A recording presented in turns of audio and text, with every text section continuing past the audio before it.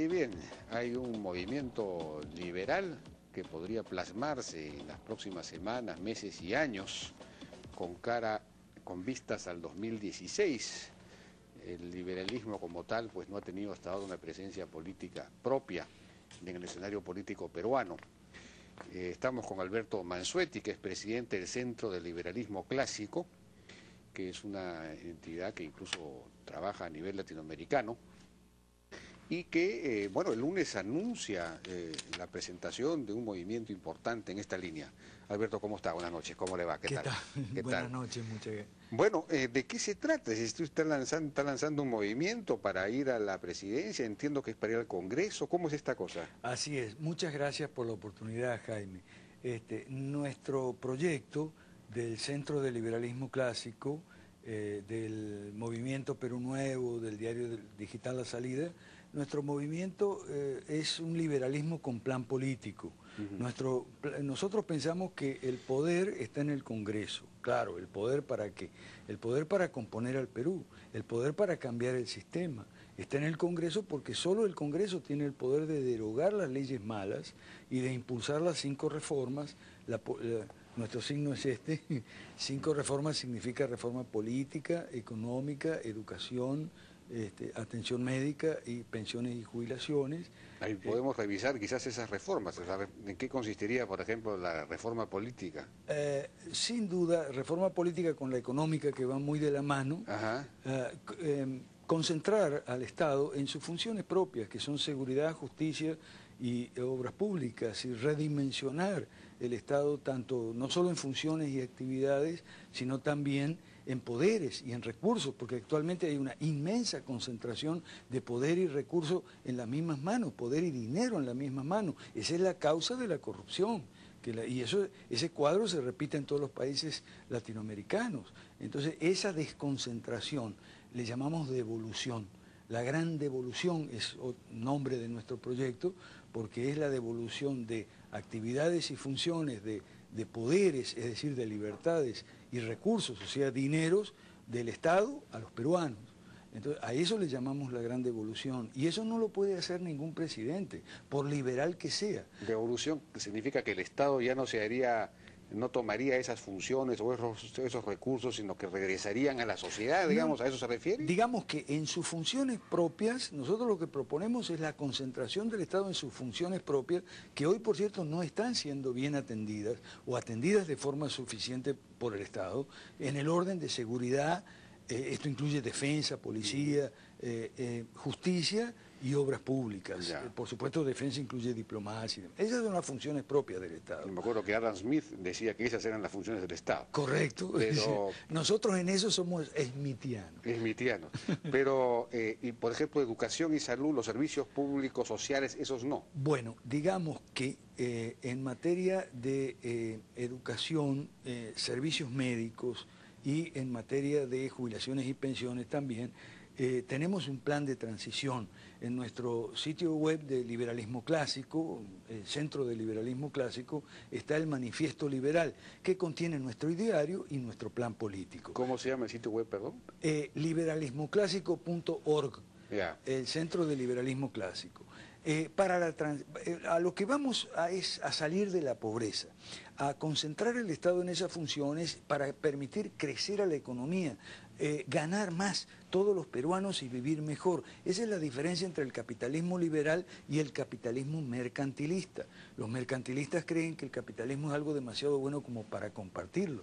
Nosotros creemos que no creemos en ese capitalismo egoísta, en ese capitalismo un poquito tramposo y político. Creemos en un capitalismo liberal de gobierno limitado, mercados libres y propiedad privada, incluso del subsuelo. Entonces, para llegar de este punto donde estamos ahora, de excesiva concentración en el Estado, como digo, de actividades y funciones, de poderes y de recursos, hacia lo que queremos, hacia un Perú rico, hacia un Perú nuevo, sin corrupción, o por lo menos muy reducida la corrupción, e igualmente la criminalidad, y con empresas multinacionales, no puras pymes, pequeñas empresas, sino con grandes empresas peruanas, multinacionales, con riqueza, con moneda sólida, con una economía sustentable, capitalizada, con ingresos sustanciales, necesitamos congresistas liberales para derogar las leyes malas e impulsar las 5 reformas. Que las 3 reformas, aparte de la económica, que número 2, política número 1, las 3 reformas que llamamos sociales, educación, y ahí vamos a su pregunta, educación, atención médica y jubilaciones y pensiones, fíjese qué distinto que sería un Perú nuevo donde un estudiante, por ejemplo, buen estudiante, con talento y con ganas de estudiar, que no tuviera los recursos económicos, podría dirigirse no al Ministerio de Educación, sino a nuestro Ministerio de Bienestar Social, porque tendríamos un Ministerio de Bienestar Social, a pedir un cupón, que es lo que es una beca, ¿no? Para la transición tenemos cupones. La idea de los vouchers, que es una idea friedmaniana, ¿ok?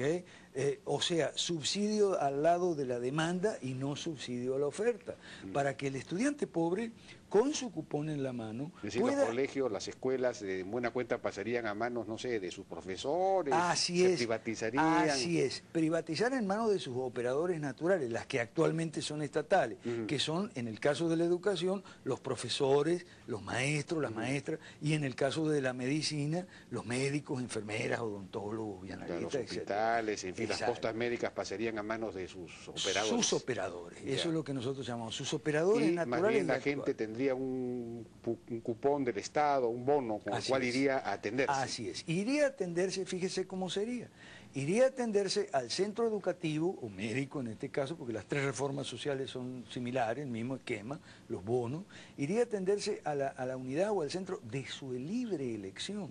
En el caso de la educación, podría escoger de acuerdo a su rendimiento de notas, ¿no? De acuerdo a su promedio, su rendimiento estudiantil, escolar, podría escoger entre tal vez los mejores colegios, institutos privados, universidades privadas y universidades o institutos, centros docentes privatizados. Siempre y cuando el bono le alcance para eso. Bueno, pensamos nosotros que si todo lo que hoy gasta el Estado en burocracia del enorme Ministerio de Educación y en tanto gasto improductivo, lo dividiéramos, de acuerdo a los cálculos que hemos hecho, lo dividiéramos por el número de estudiantes pobres, porque los ricos pagarían con dinero de su bolsillo o de su papá, ¿ok? Por el número de estudiantes pobres, sobraría el dinero para comprar no solo la matrícula, para pagar la matrícula, sino además... ¿Pero han hecho ese cálculo? Sí, como no, puede ver la gente... O sea que el Estado seguiría en realidad gastando lo mismo, solamente que no se gastaría en burocracia, sino en darle el dinero directamente a la gente para que la gente escoja su escuela o su centro de atención de salud. Así es, esa es una de nuestras propuestas. Como digo, en nuestro manifiesto liberal, y en el cual también en la redacción está participando mucha gente que nos acompaña, o sea, somos un equipo, no tenemos un gurú mesiánico que queremos que sea presidente del Perú, ¿ok? Somos un equipo, no, que tenemos un equipo que queremos estar en el Congreso, tener presencia en el Congreso, y entonces... Pero para eso tendrían que estar en todas las regiones. Estamos poco a poco... nuestro mensaje, la gente está encantada, porque si le dicen, mira, en vez de estar el pobre, por ejemplo, los pobres, el capitalismo es para los pobres, Jaime. El capitalismo es para enriquecer a los pobres. Y los pobres reciben muy bien este mensaje, que la clase media todavía, pero los pobres reciben muy bien este mensaje porque se les pregunta. No tienen nada. Se les dice, mira, ahorita estás obligado a ir a una escuela del Estado, que es mala, que a lo mejor se llueve, que la maestra no va o no está bien preparada. Estás obligado a trabajar en estas condiciones. Bueno, con un cupón del Estado sería mejor. ¿Crees que sería mejor para ti o no? Y la gente encantada. Nuestro equipo recorre el Perú. No estamos solamente en Lima, estamos en contra del centralismo. ¿Y el tema de las pensiones, cuál sería la propuesta? Bueno, en el Perú, en materia de pensiones ya se ha avanzado mucho, ¿no? Entonces, las AFPs. Sí. Pero todavía subsiste este sector. Bueno, debería en realidad convertirse en obligatorio el sistema privado de pensiones, ¿no? Creo yo, en fin. Lo que pasa es que a los liberales no nos gusta nada obligatorio.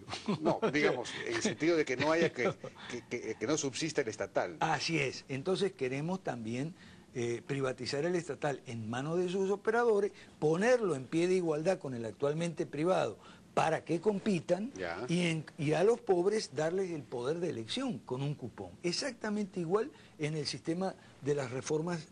¿Con un cupón? Claro. No, pero ¿cómo que...? Con un cupón para que pueda ir a comprar una póliza, digamos, un plan mínimo, ¿okay? De cobertura, riesgo, retiro, imprevistos, en fin. Con un cupón, así como con un cupón... ¿Pero alcanzarían los recursos para eso? Le repito, si hoy, o sea, lo que pasa es que tendríamos un Estado mucho menos gastador y tendríamos incluso menos impuestos. Le digo más, los recursos sobran. Y estamos presentando este plan y recogiendo muchas opiniones. Claro, esa es nuestra propuesta. ¿Pero le han puesto números? ¿Hay un economista que se ha sentado? No, sí, permítame que le mencione en nuestro equipo. Tenemos a Charles Philbrook, que seguramente usted lo conoce. Claro, se lo he entrevistado acá 2 veces. Sí, por lo menos. Yo sé que ha estado aquí. Bueno, Charles está en nuestro equipo. Está en nuestro equipo directivo. También está, quiero mencionar, Arturo Valeras Pillaga, que es el vicepresidente del Centro de Liberalismo Clásico, un tremendo operador político, porque nosotros somos el tipo de liberales que tenemos plan político y no nos molestaría despeinarnos o sudar la camisa o ensuciarnos los zapatos. Los liberales acá, digamos, de alguna manera influidos pues por von Hayek, sostienen que en realidad su misión es dar ideas a través de publicaciones, de entrevistas, pero no intervenir en la política directamente. Sí, transformar las mentes. El equipo nuestro, le mencioné a Arturo Valera, y también tengo que mencionar a Milton Vela, experto en marketing político y empresario. Tengo que mencionar a Patricia Carrera, periodista de nuestro órgano de comunicación, que es La Salida, un diario digital. Pensamos que Hayek, con todo el respeto que nos merece, genio de la economía austríaca, premio Nobel 74, en la política se equivocó. En ese consejo político no estuvo acertado. Y 64 años hacen de la fundación de la Sociedad Mont Pelerin, donde Hayek le dio ese consejo a Sir Anthony Fisher, y porque Sir Anthony quería ser congresista y Hayek le dijo, no, mejor dedícate a las ideas y tal.